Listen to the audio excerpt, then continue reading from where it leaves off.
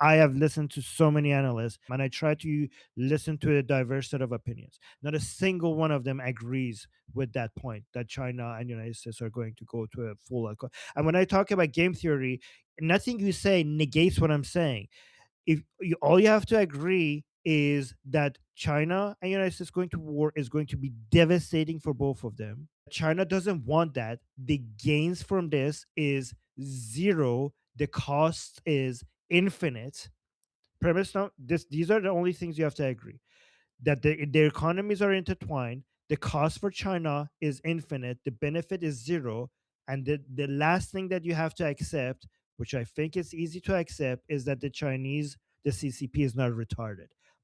Everything else you say, it doesn't negate this. It doesn't negate these 3 points. There's nothing they get out of this, and they have so much to lose, and they're not retarded. I think we need to move on from this, and we could come back to this if you want. Okay, next on the list, I have Daniel Dome, but I don't see him here. Oh, there he is. Okay, come on up, Daniel. Evening.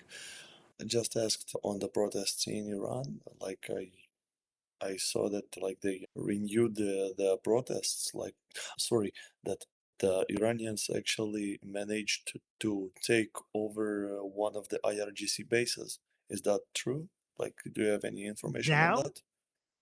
no. Like the recent day, like today, I don't know, like recently. I mean, my assumption is that if that's the case, either it just happened within the last couple of minutes, or No, my no, Telegram not would have blown minutes. up. Okay, then no, I don't think so.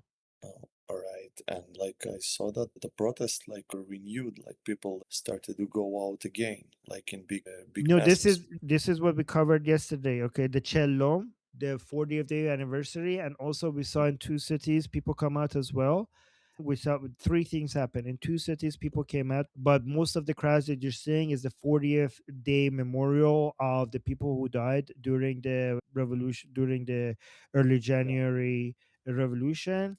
We also had a call to action by Prince Pahlavi for people to chant from their windows and the rooftops, and those were the things that happened. Most, I think, it is very likely that if you see another wave of Iranian people coming out, it's more likely for you to see that after a United States and Israeli attack, because given what we have right now, a lot of Iranians are waiting for that before they come back in mass into the streets.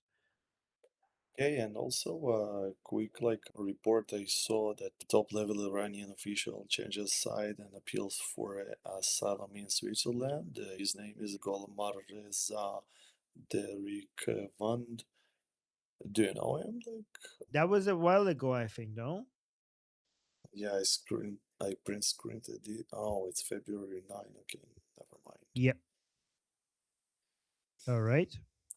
Well, and the last thing, your conversation about China, I think the biggest problem with like understanding China that like I like not many people really go through all the history of of the CCP. Like they have a lot of references and stuff they like historically they did and like a lot of small stuff that I'm not sure how many sinologists are actually covering them like in that manner.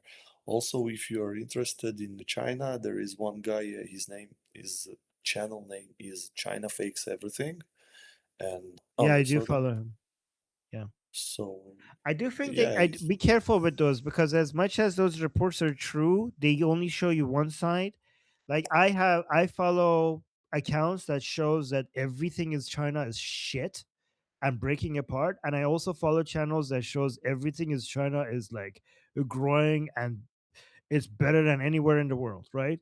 And like I'm like I watch one channel like, oh my god, China is like, I watch those anti-Chinese channel and I think like, oh my god, China is based on these channels, like within next week China is going to break apart. And then I watch those other channels and I'm like, oh my god, China is going to become the global superpower within the next month. So so so yeah, it's just same like be problem. careful.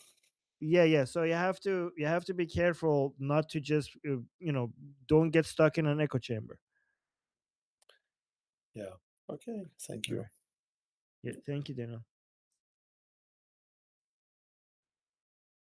Okay, I'm next, but I want to talk about the Abrahamic religion situation. Would Okay. you like me to wait till the end and let other people go? No, BT. I want you to speak ahead of everyone else. You know that. It's okay. Very good. Especially given how much you spent so much time managing this community, and you have so you should be get preferential treatment. No, I wouldn't take it that far. Don't get to my head. Okay. But Okay. um, it's something that I do feel passionate about. And as I Okay. was not listening to everybody, I was like finding other points that I made note of. So I will read some of them off. First of all, my issue with Islam calling itself Abrahamic, beyond the fact that it came 600 years later and tried to start saying stuff, nobody shows up 18 generations, 30 generations later talking about my grandpa was the real son of George Washington. Like, we would look at them like they're idiots, knock it off. Well, we have DNA tests. Anyway, beyond the fact that they show up, yeah. Wait, can I ask you, is Mormonism Abrahamic in your opinion? I believe Mormonism is an offshoot of Christianity. And since Christianity has like 43,000 denominations and still falls under who follows Jesus, I have no beef with that. My real issue, but that is not a stop. Don't derail me. Wait. Okay, okay. I hear the question though. I get your question. I think that there's a lot of differences there. However, they're not I don't think we have the it's almost a we are not privileged enough right now in the space that exists with Islamism to try to worry about something else. I get for the sake of argument, but so scoot back. To be Abrahamic, I think people's kind of overall idea is that, you know, they have to inherit some of our text, let's say, which Islam doesn't do. They have appropriated parts of the Talmud, which are not the original text, right? They claim again after the fact they're like, oh, hey, look at us over here. No, we just got here, but we're actually so and so's brother's nephew's kid, which I get it. They're saying like Abraham's their grandpa. But it was clearly obvious at that point in time. I can go out on a limb and say that what they were trying to do is establish roots in the Levantine by saying, "Oh yeah, this is where we're from and this and this and that." And it's just appropriation for legitimacy. If we allow that to happen, when does anyone actually believe that Allah and Hashem are the same person? Let's be real.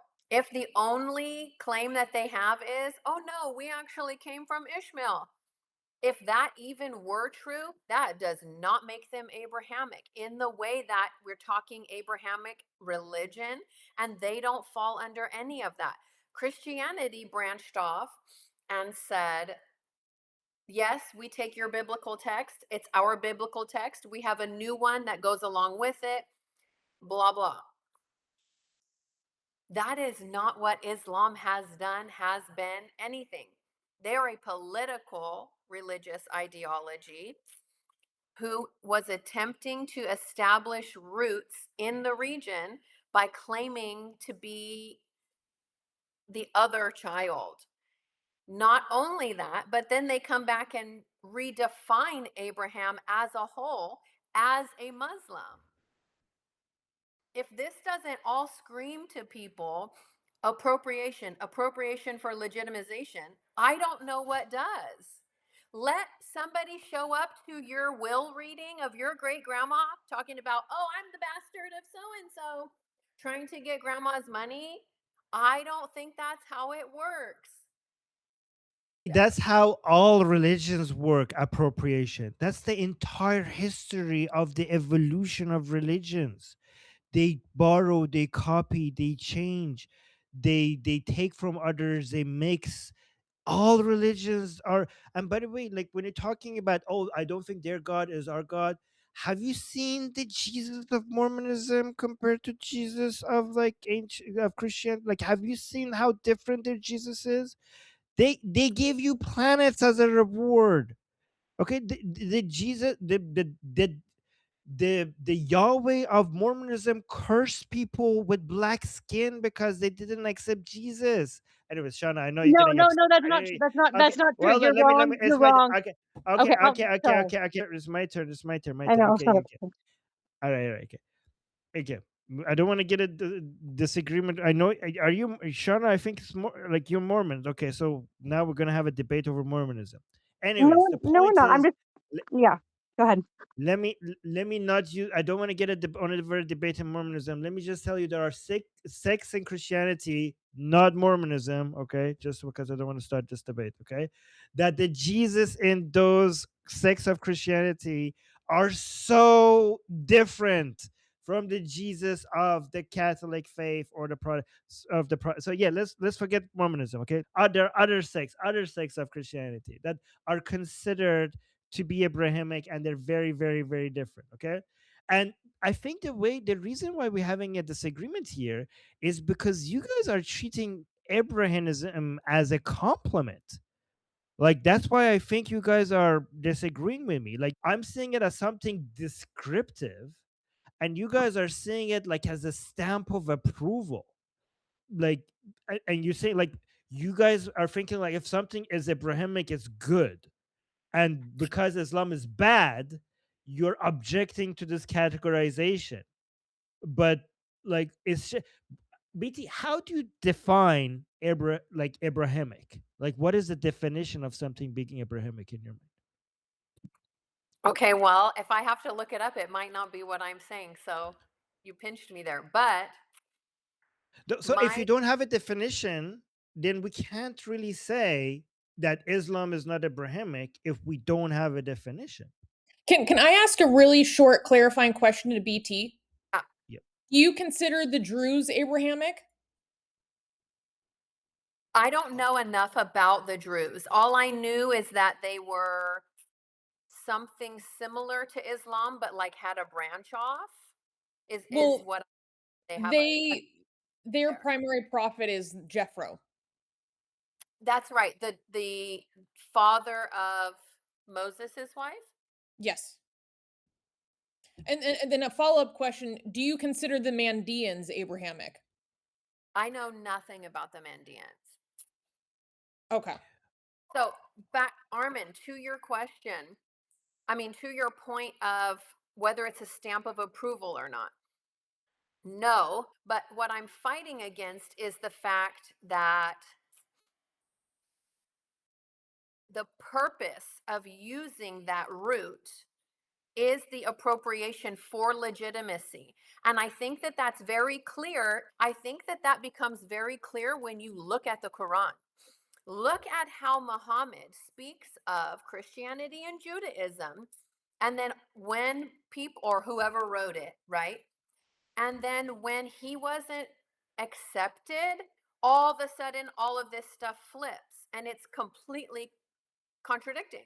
So, are they really of whether it wants to be, saying Abrahamic? I believe that they say that not just for some genealogical something, though that's a component of it.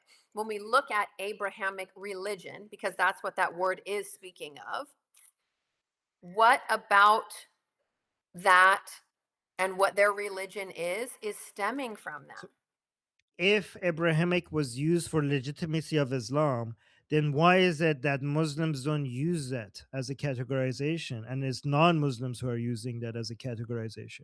If it helps so much with the legitimacy, then why is it that Muslims don't refer to Islam as Abrahamic? How do they not when they say Abraham was a Muslim? Yeah, but Abrahamic is a category. Wrote him No, to use okay, him as that's it. So you're mixing two different things. Okay, calling Islam Abrahamic is actually un-Islamic, because Islam is not about Abrahamic means like he's a central figure, and he's not. He's just a side character, and like Abrahamic is a So then it's not an non-Islamic way. Abrahamic religion at all. Why are people doing it?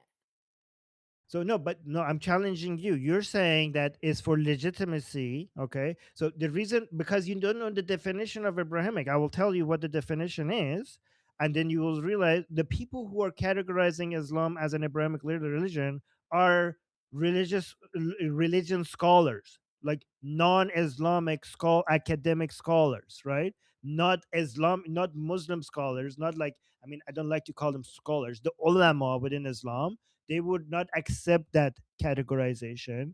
Non Muslim academia refers to Islam as an Abrahamic religion. And they are not in the business of legitimizing anything, they are in the business of studying things. So why is it categorized that way if not because they Because claim of the to be from definition of the word Abrahamic.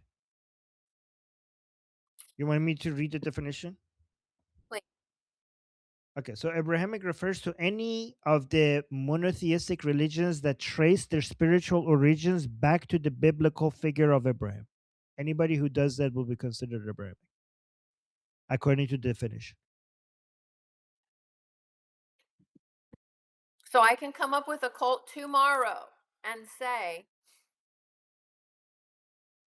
I Well, trace my if you're a origins back cult, you're not to a Abraham. religion yet, right? You need to become bigger to be a religion, I guess. If you're a cult, you will just be a I cult. start somewhere. I got If to you start if somewhere. you become if you become successful enough with your cult and you trace your religion back to Abraham, yes, you would be considered an Abrahamic religion. Okay, I have a question for you in what you said that they don't call themselves Abrahamic. Mm. Yes. Why is that? It's because Abraham is not a because central figure. because because they are about, we are on the umbrella of Allah, not the umbrella of Abraham. Like Abraham was just a person. They wouldn't even consider themselves under the umbrella of Muhammad because he's a human, right? They would reject that categorization. Basically removes the emphasis from Allah to a person. So, for example, at some point, Muslims were called Muhammadians. Muslims didn't like that because they're like, we don't worship Muhammad, we worship Allah. So, stop calling us Muhammadian. So, they don't like to be categorized using a certain person, which is a human. All right. I'm still not bending. I hear you, but I still don't think they fall under Abrahamic. It's an attempt to legitimize whether they call Well, you themselves agree that with or Muslims that referring to Islam as Abrahamic is wrong. You agree with oh my Islamic god. scholars. Now I have to do the thing. What's it called? I almost got tricked by Tall into saying that little situation before, and I didn't. So, Okay. By the way, I okay, like that Armin, was a joke. I hope it didn't. Yeah. Yeah. Armin, you don't offend me, please. Hey, you Okay. are next on the list, though, but I don't. You've raised your hand. Oh, I yes, I wanted to share this message by Prince Pahlavi and see what you guys think about it. Is this it? Oh no, this is one. Okay. So I wanted to wait, hold on. Let me actually unshare it and share it again because I wanted to, let me give context first, right? So in Iran, we have an issue when it comes to Islam sometimes being a source of division among people who are trying to fight the Islamic Republic. It's not that big of a deal. It's small, but we have to be careful because the Islamic Republic tries to use it in a way to cause division among us. Okay. So it's something that comes up sometimes and we have disagreements over it. But I'm happy to say that the vast majority of Iranian people are behave properly when it comes to not alienating our Muslim allies in this fight. Okay. But we have to be mindful because many Iranians are very aggressively and extremely against Islam. And I agree with them, so am I, and I think it's justified. But we have other Iranians who have left Islam or don't care about Islam, but they're not anti-Islamic.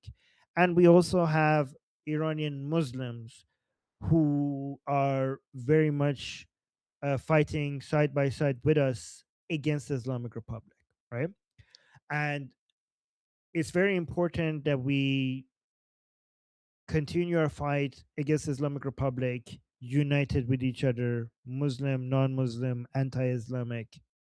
As long as we're in against the Islamic Republic, we're allies. We're on the same side of this fight. So sometimes some people come out and put out messages that goes viral that is aggressively, like in the worst time, could cause division. And right, this was happening like before, like in the past few days it was picking up, and immediately Prince Pahlavi came out and put out a message, and I think he managed to put an end to it. One thing, I don't know if I should share this with you guys or I shouldn't.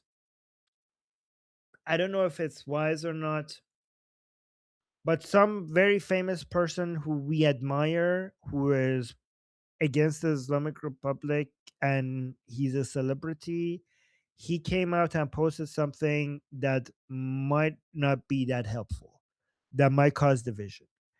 And let me know if you think I should share that with you guys or not. Can I please know in advance? It wasn't Johnny Depp, was it? No, You put the link in the chat, maybe? Then I can handle I'm it. okay. You know what? I'll share it because I think we're all, I'm gonna explain to you guys why we still love him, even though I think this was a mistake. It's not the proper timing for this. Okay, so it's Ali Karimi. You guys know Ali Karimi? Is that a Ali football Karimi is, player? yeah, he's a very famous soccer player. He is a very important contributor to our revolution. I love him, and I think that this is just a small mistake, and I don't want to attack him for it. I'm just criticizing him. Okay. So he just posted saying, from now on, any person that any one of Iran, any Iranians who gets executed is equal to burning one Quran. Okay, so this is like Iranian people love this guy. So this is very influential when they post him. He's one of our biggest celebrities. And by the way, imagine this: the fact that somebody like Ali Karimi is saying this shows how much Islam has fallen in Iran, which somebody this famous is saying this. I So can't again, he says, imagine him saying this like even 3 years ago. I could not imagine him saying this even recently.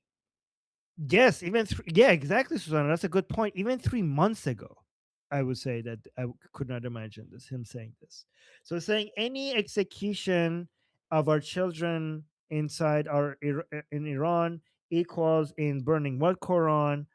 Your disabled coward, disabled coward leaders, basically Khamenei, let us fight. And because especially we have done a lot of, we have made a lot of progress convincing many Muslims that anti-Islam and anti-Muslim is not the same thing, but it's not that widespread for most Muslims to understand in Iran. There, a lot of Iranian Muslims seeing this would think like, okay, shit, this is not my revolution. Then these people, if they're burning Quran today, they probably will burn me tomorrow once the Islamic Republic is done. Like this is going to, I'm not saying most Muslims in Iran would think that, but even if some Muslims think like, okay, this is an anti-me revolution, then we might lose some of them.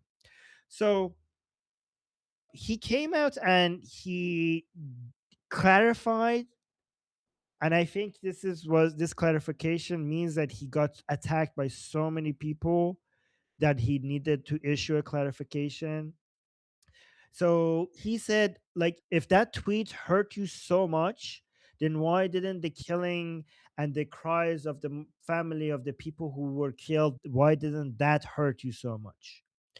This bloodthirsty Islamic Republic has its own sacred things, but and you have to understand that we also have our own red lines for the people of Iran. Our sacred,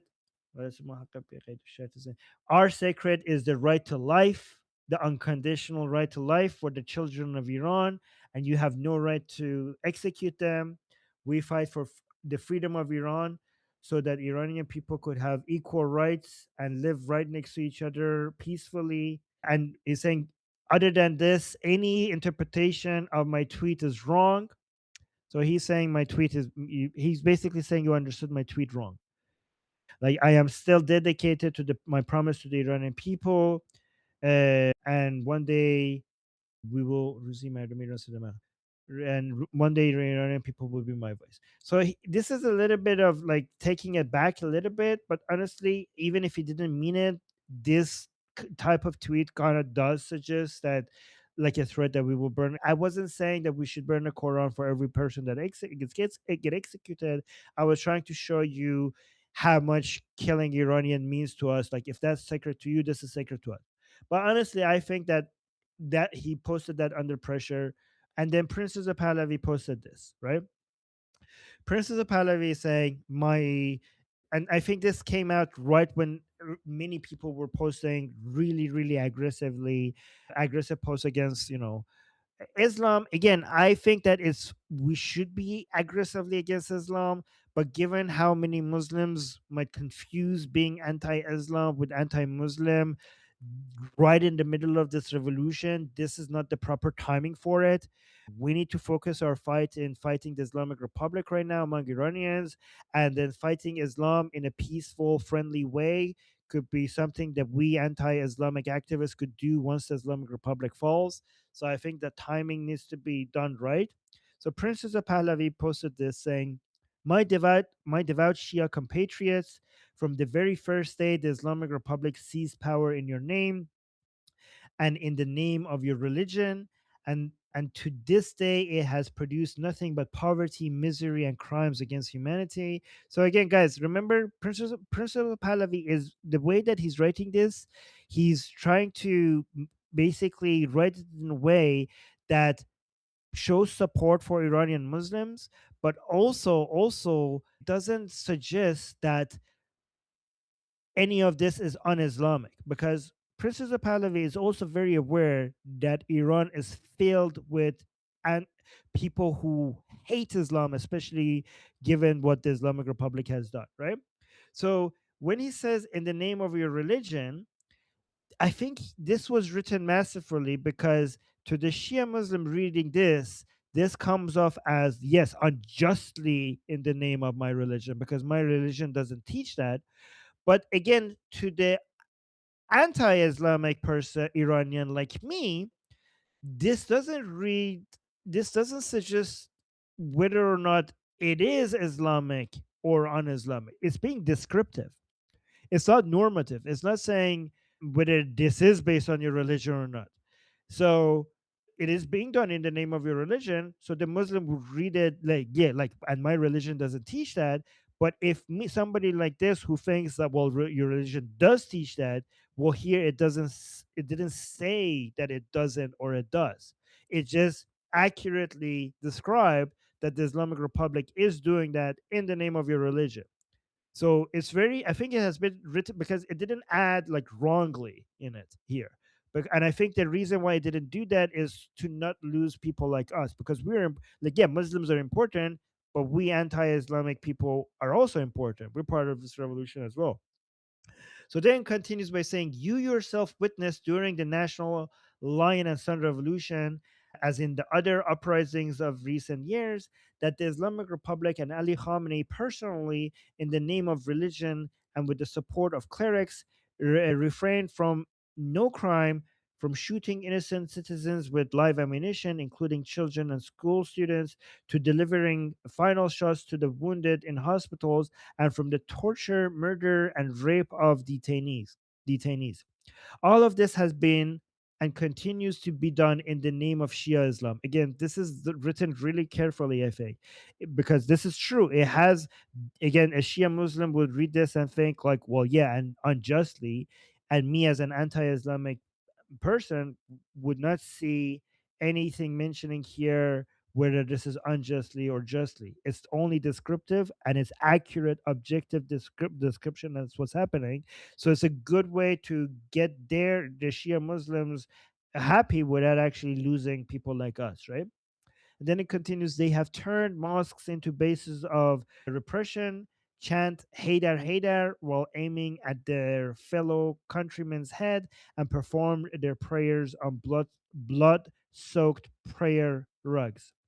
The Shia clergy, who consider themselves the custodians of the faith, have failed this historic test, whether by actively participating in or remaining silent in the face of these crimes. My message to faithful Shia who oppose the Velayat Faqih, basically, this is the guardian of the jurist, the political Islam of Khomeini, oppose the Velayat Faqih and political Islam, is this: if you care about the faith and wish in the future Iran to practice your religious rights peacefully in a non-political and individual manner, then stand at the forefront of the struggle against this illegitimate regime and its criminal leaders. Reclaim your religion and faith from the false prophet of our time. Do not allow the crimes of the Islamic Republic and the terrorist Islamic Revolutionary Guard Corps to be written in the name of your religion. Today, a large number of the devout are already in the trenches fighting the Islamic Republic. To those who have not yet joined this sacred struggle, I urge you before it is too late to stand alongside your Sunni brothers and sisters and the followers of other religions, denominations, and beliefs. Join the ocean that is the Iranian nation and reclaim your faith from the despot Zahak and his cohort. This will better serve both you personally and the future of Shia Islam and the Islamic faith in Iran. Long live Iran princes. I have also mentioned this to Shia Muslims who I talk to on the Persian side, that they should be anti-Islamic Republic even more than us anti-Islamic people, because the most devastating blow to Shia Islam and Islam as a whole has been the Islamic Republic. We anti-Islamic people could have never done as much as the Islamic Republic to attack Islam. So if we're anti-Islamic Republic, Shia Muslims in Iran should be even more anti-Islamic Republic. So we might disagree on whether Islam is good or bad, but we have a mutual enemy, and in the future of Iran, we couldn't hurt Islam as much as the Islamic Republic. So it is in the best interest for the Islamic Republic to go as fast as possible. I just wanted to mention that to you guys so you guys know about this. And by the way, Nara, do you have any opinions about this? I wanted to say, so when I saw Ali Karimi's tweet, the first thing that I saw was more symbolism rather than literal burning of Qurans. So, and I think you mentioned that too, that you said, oh, if that is so sacred to you, then you're doing what's sacred to us. But regarding Prince Reza Pahlavi's post, I think he's taking the same route as Muhammad Reza Pahlavi, his father, regarding Islam, because he also had many speeches in which he would say that these people, meaning the Ayatollah Khomeini, who had his own campaign from exile, we've seen in speeches that he said these people have taken Islam and have twisted and changed it into something that it's not. Right. So now most of us probably disagree with that, right? We're a little more extreme in that sense because like all these years we've gone through it, we've dug deep into it, and we know what's going on, the history of it and everything. But he also has to be very strategic about this.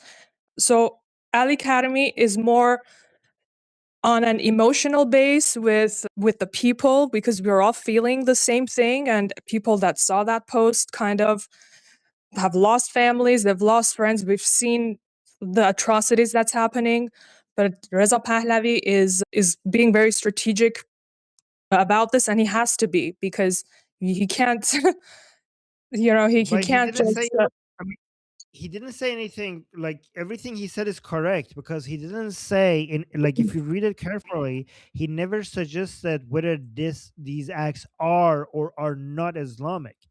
He was very careful. He was Yeah, being describing what's happening. He says this is being done in the name of your religion, and whether they are Islamic or not Islamic, that's an accurate description of what's happening.